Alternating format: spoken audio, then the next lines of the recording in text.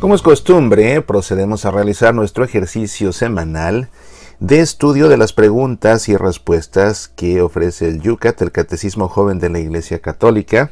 Recuerda que en estas emisiones semanales nos enfocamos en las respuestas simples que ofrece el YUCAT. A cada pregunta ofrece además una explicación que tendrás ya tú que revisar en tu propio YUCAT para estudiar más a fondo, y también ofrece las referencias al Catecismo de la Iglesia Católica, de donde están sacadas estas preguntas para que puedas profundizar aún más y aprender más acerca de nuestra fe. En esta ocasión vamos a revisar las preguntas 166 a 192. Segunda parte, ¿cómo celebramos los misterios cristianos? Primera sección, Dios actúa para nosotros mediante signos sagrados. ¿Por qué celebra la Iglesia con tanta frecuencia el culto divino? Ya el pueblo de Israel interrumpía el trabajo 7 veces al día para alabar a Dios. Jesús participó en el culto y la oración de su pueblo, enseñó a orar a sus discípulos y los reunió en el cenáculo para celebrar con ellos el mayor culto de todos, su propia entrega en la Eucaristía. La Iglesia, que convoca al culto, sigue su mandato. Haced esto en memoria mía. ¿Qué es la liturgia? La liturgia es el culto oficial de la Iglesia. ¿Por qué la liturgia tiene prioridad en la vida de la Iglesia y de cada individuo? La liturgia es la cumbre a la que tiende la acción de la Iglesia y al mismo tiempo la fuente de donde emana toda su fuerza. ¿Qué sucede con nosotros cuando celebramos el culto divino? Cuando celebramos el culto divino, somos atraídos por el amor de Dios, somos sanados y transformados. Capítulo 1. Dios y la Sagrada Liturgia. ¿Cuál es el origen más hondo de la liturgia? El origen más hondo de la liturgia es Dios, en quien existe una fiesta eterna y celestial del amor, la fiesta de la alegría del Padre, del Hijo y del Espíritu Santo. Puesto que Dios es amor, quiere hacernos partícipes de la celebración de su alegría y regalarnos su bendición. ¿Qué es lo esencial de toda liturgia? La liturgia es siempre, en primer lugar, comunión con Jesucristo. Toda celebración litúrgica, no solo la Eucaristía, es una fiesta de la Pascua en pequeño. Jesús celebra con nosotros el paso de la muerte a la vida y lo hace accesible para nosotros. ¿Cuántos sacramentos hay y cómo se llaman? Los sacramentos de la Iglesia son 7: bautismo, confirmación, Eucaristía, penitencia, unción de los enfermos, orden sacerdotal y matrimonio. ¿Y para qué necesitamos en realidad los sacramentos? Necesitamos los sacramentos para transformar nuestra pequeña vida humana y por medio de Jesús llegar a ser como Jesús, hijos de Dios en libertad y esplendor. ¿Por qué no es suficiente la fe en Jesucristo? ¿Para qué nos da Dios además los sacramentos? Debemos y podemos acceder a Dios con todos los sentidos, no solo con el intelecto. Por eso se nos da Dios en signos terrenos, especialmente en el pan y el vino, que son el cuerpo y la sangre de Cristo. ¿Por qué pertenecen los sacramentos a la Iglesia? ¿Por qué no puede cada uno hacer uso de ellos a su antojo? Los sacramentos son dones de Cristo a su Iglesia. Ella tiene la misión de dispensarlos y de protegerlos de un uso abusivo. ¿Qué sacramentos se reciben solamente una vez en la vida? El bautismo, la confirmación y el orden sacerdotal. Estos sacramentos marcan al cristiano con un sello indeleble. El bautismo y la confirmación le convierten de una vez para siempre en hijo de Dios, semejante a Cristo. El orden sacerdotal sella igualmente al cristiano de forma definitiva. ¿Por qué los sacramentos presuponen la fe? Los sacramentos no son magia. El sacramento opera por sí solo, pero para ser fecundo, tiene que ser recibido en la fe. Los sacramentos no solo suponen la fe, sino que también la fortalecen y la expresan. Cuando un sacramento es administrado por una persona que es indigna, ¿pierde por ello su efecto? No.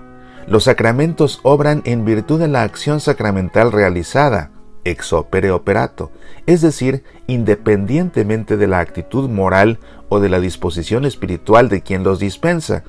es suficiente con que quiera hacer lo que hace la Iglesia. Capítulo 2. ¿Cómo celebramos los misterios de Cristo? ¿Quién celebra la liturgia? Es el mismo Cristo, el Señor, quien celebra en todas las liturgias terrenas la liturgia celestial, que abarca a ángeles y a hombres, a vivos y a difuntos, pasado, presente y futuro, cielo y tierra. Los presbíteros y los fieles participan en la celebración litúrgica de Cristo de diferente manera. ¿Por qué traducimos liturgia como culto divino?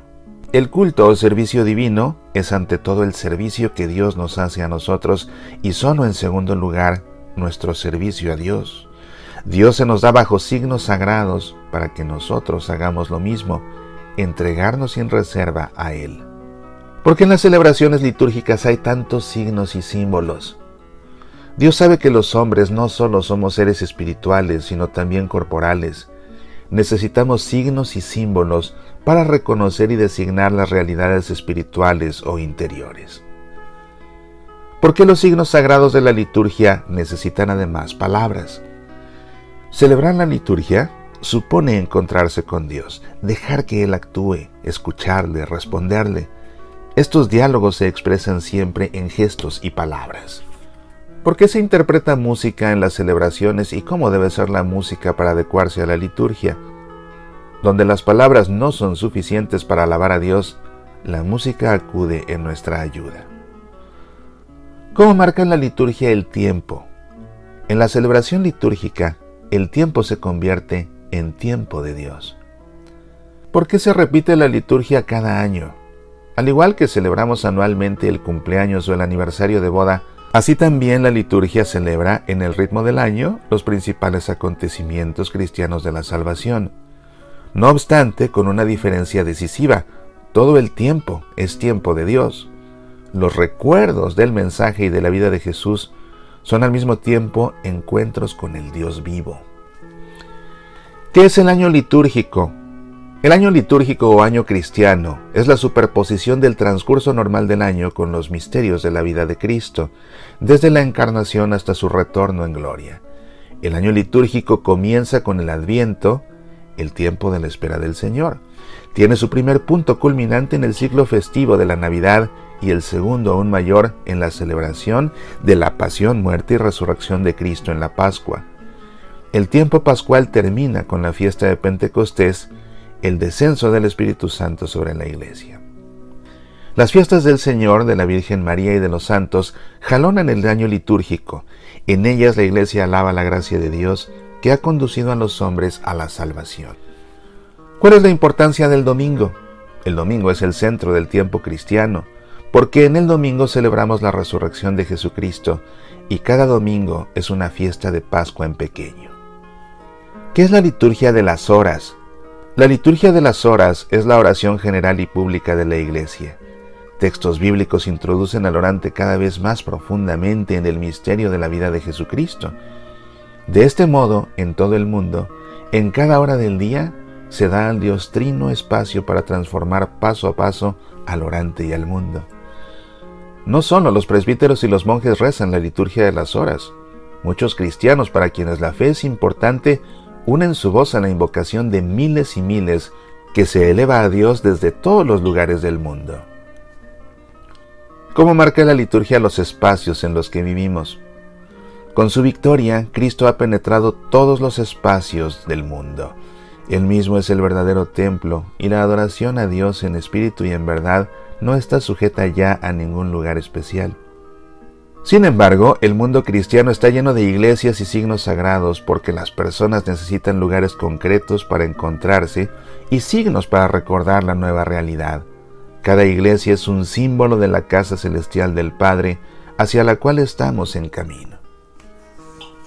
¿Qué es una casa de Dios cristiana? Una casa de Dios cristiana es tanto un símbolo de la comunidad eclesial de personas de un lugar concreto, como un símbolo de las moradas celestes que Dios nos tiene preparadas a todos nosotros. Nos reunimos en la casa de Dios para orar en comunidad o a solas y para celebrar los sacramentos, especialmente la Eucaristía. ¿Qué lugares litúrgicos caracterizan una casa de Dios? Los lugares principales de una iglesia son el altar con la cruz, el tabernáculo, la sede del celebrante, el ambón, la pila bautismal y el confesionario. ¿Puede la Iglesia cambiar o renovar también la liturgia? Hay elementos modificables e invariables en la liturgia. Es invariable todo lo que es de origen divino, como por ejemplo las palabras de Jesús en la Última Cena. Junto a esto hay partes variables que la Iglesia en ocasiones incluso debe cambiar. El misterio de Cristo debe ser anunciado, celebrado y vivido en todo tiempo y en todas partes. Por ello la liturgia debe corresponder al espíritu y a la cultura de cada pueblo. Hasta aquí nuestra emisión semanal. La próxima semana continuaremos. Soy Mauricio Pérez. Estas son Semillas para la Vida.